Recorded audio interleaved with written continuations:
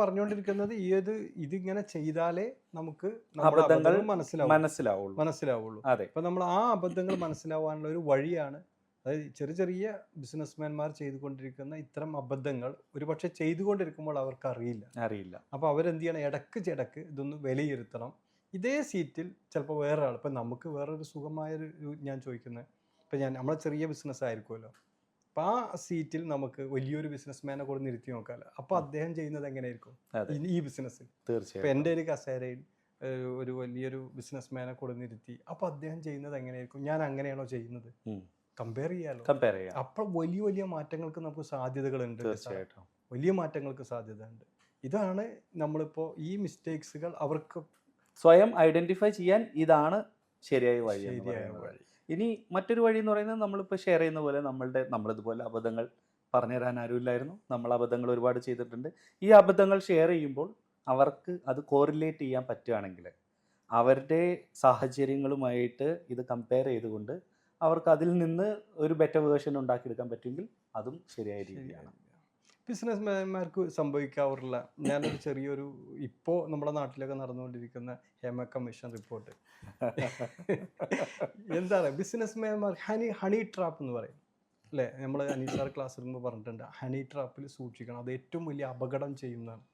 അപ്പോൾ സാറിന് അതിനെക്കുറിച്ച് എന്തെങ്കിലും, ഈ ഹോട്ട് ന്യൂസിൽ നമുക്കൊന്ന് പങ്കെടുക്കാമല്ലോ? കാരണം സിനിമാ ഫീൽഡിൽ മാത്രമല്ല, ഏത് ലോകത്ത് മനുഷ്യനുണ്ടോ അവിടെ എല്ലാം ഇതെല്ലാം ഉണ്ടല്ലോ.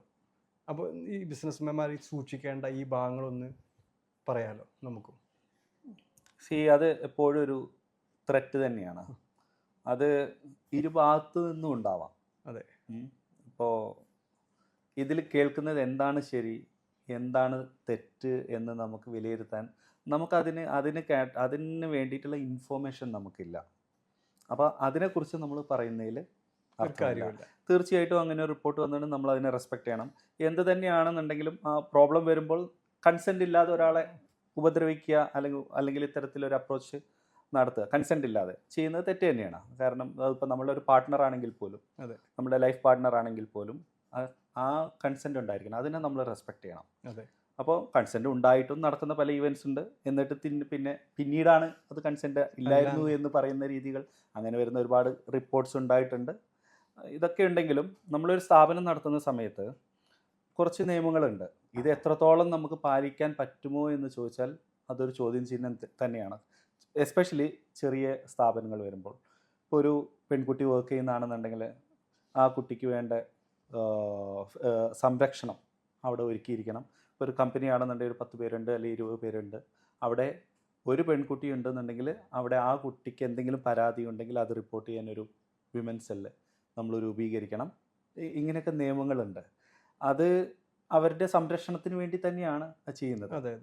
പലപ്പോഴും നമുക്കത് നടപ്പിലാക്കാൻ കഴിയാറില്ല. ഇനി ഒരു പെൺകുട്ടി ഇല്ലെങ്കിലും കസ്റ്റമർ ഒരു പെൺകുട്ടിയാണെങ്കിൽ അതിൻ്റെ ഉള്ളിലോട്ട് കയറുന്നുണ്ടല്ലോ. ആ പെൺകുട്ടി ഒരു ആരോപണം ഉന്നയിച്ചാലും ഈ ബിസിനസ് തകർക്കാൻ അത് ധാരാളം തന്നെയാണ്. ഞാൻ പറഞ്ഞു വന്നത് സാറേ ഹണി ട്രാപ്പിനെ കുറിച്ചാണ്. കാരണം ഞാൻ ആ ഭാഗം ഹേമ കമ്മിറ്റി ആ റിപ്പോർട്ടിന്റെ ഭാഗമല്ല പറയുന്നത്. പല ബിസിനസ്സുകളും വളരാനും തളരാനും ഈ ട്രാപ്പ്, ചില സമയങ്ങളിൽ ഈ ട്രാപ്പുകൾ തളർത്തിയിട്ടുണ്ട് എന്നുള്ളതാണ്. അപ്പൊ ഞാനൊരു ബിസിനസ്സുകാരന് സംഭവിക്കാവുന്ന മിസ്റ്റേക്കിന്റെ ഭാഗമായിട്ട് പറയണം എന്നാണ് പറഞ്ഞത്. അല്ല, ബിസിനസ്സുകാരന്റെ ചുറ്റിനും ട്രാപ്പ് തന്നെയാണ്. അത് ഹണി ആയിരിക്കണം എന്നില്ല, എല്ലാം ട്രാപ്പ് തന്നെയാണ്. അപ്പം നമ്മളുടെ എംപ്ലോയീസ് അവർ പല ആളുകളോടും നമ്മൾ പല കാര്യങ്ങളും സീക്രട്സ് ഷെയർ ചെയ്യുമ്പോൾ അവർ പരസ്പരം ഈ കാര്യങ്ങൾ ഷെയർ ചെയ്യുന്നു. That is A trap.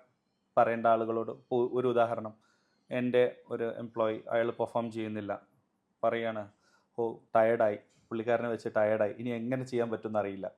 അപ്പോൾ നമ്മളിത് ഷെയർ ചെയ്യുമ്പോൾ ചിലപ്പോൾ നമ്മളുടെ സീനിയേഴ്സിനോട് ഷെയർ ചെയ്യുന്ന സമയത്ത് നമ്മൾ ഉദ്ദേശിക്കുന്നത് എന്നെക്കൊണ്ടല്ലാതെ നിങ്ങളെക്കൊണ്ട് എന്തെങ്കിലും രീതികൾ നിങ്ങൾക്ക് അഡോപ്റ്റ് ചെയ്യാമോ, അയാളെ പൊക്കി കൊണ്ടുവന്നേ പറ്റുള്ളൂ എന്നുള്ള. ഇതിന് പകരം അവർ ചെന്ന് അവിടെ പറയാണ്, എടാ നീ സൂക്ഷിക്കണം, നീ വേറെ ജോലി നോക്കിക്കോ, മാഷ് ഇവിടെ അങ്ങനെയാണ് പറയുന്നത്, നിന്നെ കൊണ്ട് ടയർഡ്, നിന്നെ ഇപ്പോൾ പുറത്താക്കും, തീർന്നില്ലേ? ടെൻഷൻ മാറി. ഇത് ട്രാപ്പാണ്.